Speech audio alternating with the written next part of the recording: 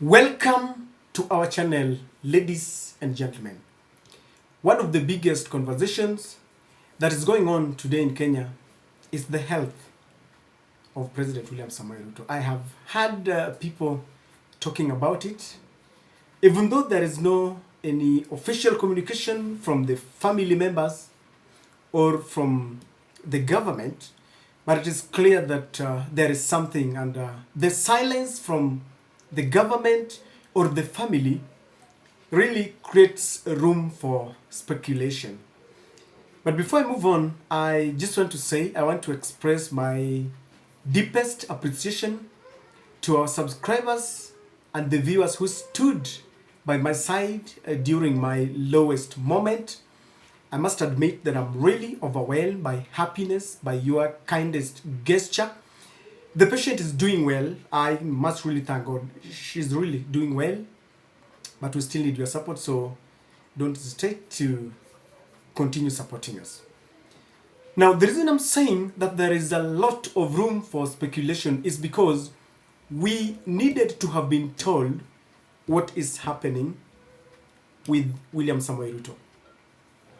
As it is today, William Ruto serves as the head of state and the head of government. I don't want to get into details as to how he got to be at the helm of State House, because the Azimio followers will tell me that he is an illegitimate president because Raila Odinga is heading that rallying call that William Samoei Ruto must resign. But if you ask Rigathi Gachagua, they will tell you that their presidency came from God, and they believe that they won fair and square. I have always insisted on one thing, that if we want to know who won the elections, then we must open the server, because that server is the neutral arbiter which will show who won. I want to believe from where I sit that Jose Camargo has not interfered with it. But I want us to get back to the health of William Samoei Ruto. He is a public officer because he holds an office that is maintained by Exchequer, Kenyans' taxes. And so we really needed to know what is happening. In the absence of that communication, there is one that we can easily conclude because we see what is happening. If you ask me, I am not a medic, but from all signs and symptoms, one of the things that is happening with Ruto is what I may call stress. Stress has got different definitions. But I want you to picture this. William Ruto campaigned on a golden platform, going to the rallies and shouting on top of the mountains that the former president Uhuru Kenyatta did not know how to run this government. And he accused the duo, that is Raila Odinga and Uhuru Kenyatta, as the duo that were responsible for the high cost of living. And when William Ruto was talking, he signed deals with several groups of people, doctors and teachers and women and everything. And in every sector of the economy, William Ruto and Rigathi Gachagua had a plan. That is what they said. You ask them about the cost of living, they would accuse Uhuru and say that they had a plan. Part of the plan that they had, they said that they would bring subsidized fertilizer, and they have given it to the farmers. But this is very insufficient. It does not solve the problems. So I wanted to submit to you that William Ruto, apart from other diseases that could be hidden, one of the things that eating him completely is the lack of idea, complete lack of idea on how to run this government. It doesn't need rocket science to understand that William Ruto and Rigathi Gachagua are unable to run this government. As we speak today, they are about to increase the prices of fuel and petroleum products. And you all know that when that happens, the prices of basic commodities and almost everything will skyrocket. It goes against the promise that he gave the hustlers. And this is one of the things that William Ruto doesn't know what to do. Because as this is happening, Raila Amolo Odinga has heightened the political temperatures. And he's giving Ruto a lot of pressure to bring down the cost of living. This is not happening. The government does not have money. You've seen him trying to come up with very unpopular suggestions that he wants all the civil servants to donate, I think it is 3%, that would go to the affordable housing. You know, it's very funny that he's forcing the civil servants to buy houses. The NSSF fund has been increased. They are now deducted, I think it is 6%. Before that it was, I think, 200.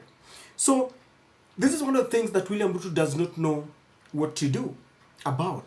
And this is why the health is really deteriorating. There is the issue of the international community. Because he is between a rock and a hard place. He promised them heavens. And in fact, let me tell you something. I'm convicted from where I am that William Ruto knew very well that one of the plans that they had was to take Raila Amolo Odinga back to Bondo. Those are not my words, but he reiterated them in every rally that he went. Because he said that he would cast Raila Amolo Odinga in a wheelbarrow and send him to Bondo. This is not happening.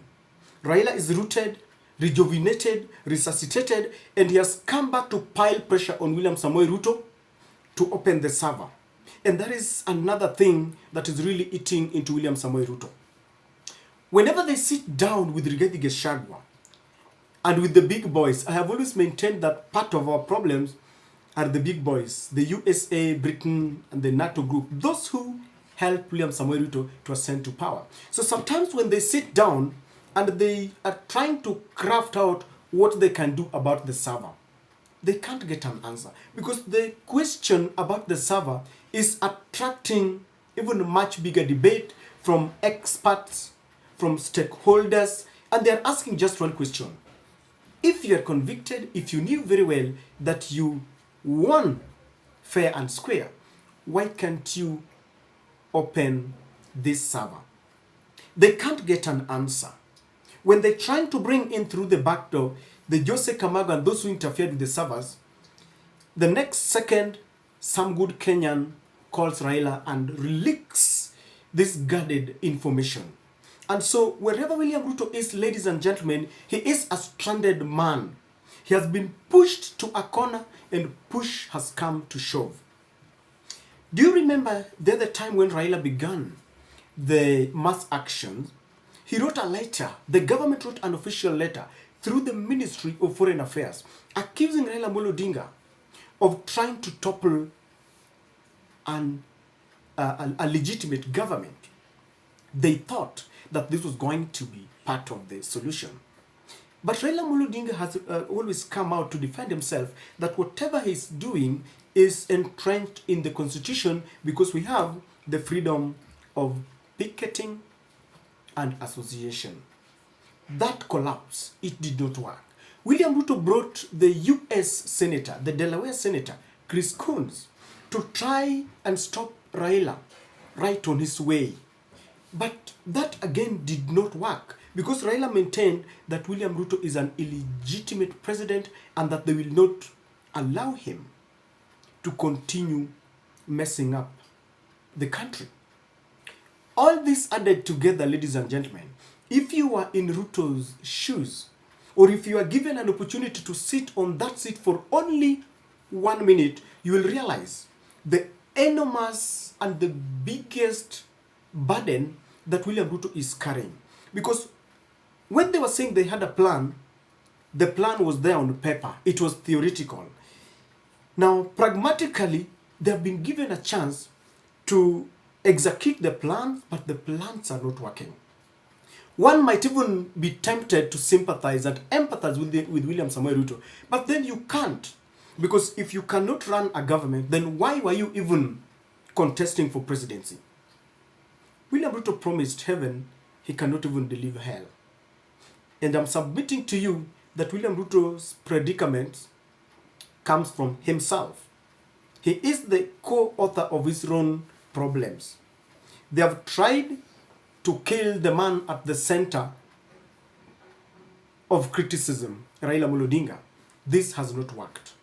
They have gone around cheating their supporters, because you all know that every Sunday William Ruto will always go. They always organize, you know, some Thanksgiving ceremony, and they would be in churches, and they can't give an answer to the hustler nation that is asking questions why the price of unga is not coming down, why they can't pay civil servants, and their main answer has been that it is because of Uhuru Kenyatta and Raila Odinga. The other time they said that they are still servicing loans that were left behind by Uhuru Kenyatta. But statistics betray him, because we realized from reports from Central Bank and Treasury that within 6 months that William Ruto has been in power, he has borrowed more than 14.7 billion shillings more than Uhuru Kenyatta in the same period for the first 6 months that Uhuru was in power. William Ruto said that he would cut off loans to ensure that they maximize on taxation. They will be using taxes to run the economy. It's not working, because if you look at the amount of money that William Ruto has borrowed from the IMF, from Korea, from China, it's too much. He has really reneged on every promise. Now, the funniest part is that I read in the newspapers today that they are now asking Kenyans to give their opinions on how they can maximize on paying taxes and collecting taxes. So, ladies and gentlemen, the running of the Kenyan affairs is the main cause of William Ruto's poor health.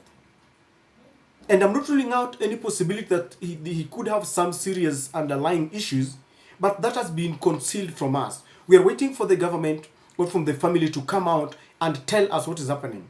But before that comes, we just know that William Ruto is unable to run the government, and that is the cause of his, the deteriorating health. What wanasema anakonda tu. But let me tell you the remedy as I finish this analysis. There was a time when Uhuru Kenyatta began it was becoming demarcated. Alikuwa anakonda tu. When they shook hands with the Raila Odinga, he began regaining his health. And today, when you look at Uhuru Kenyatta, is a man who is not stressed up. They try to interfere with his Northland lands, they're trying to do everything, but Uhuru has got a lot of peace. If William Ruto wants his health to resuscitate, the answer is one. Open the server and prove to Kenyans that you won the elections fair and square. That alone is the sole remedy to the depreciating health. And ladies and gentlemen, I don't know what you think, but from where I sit, William Ruto will continue to suffer as long as he cannot run the economy, as long as that he cannot prove that he won fairly, as long as Raila Odinga continues with the mass action that cost them 2 billion shillings a day, as long as there is a strike notice from the doctors and from the teachers, William Ruto's health will continue to deteriorate. I don't know what to think, ladies and gentlemen, but this is my take.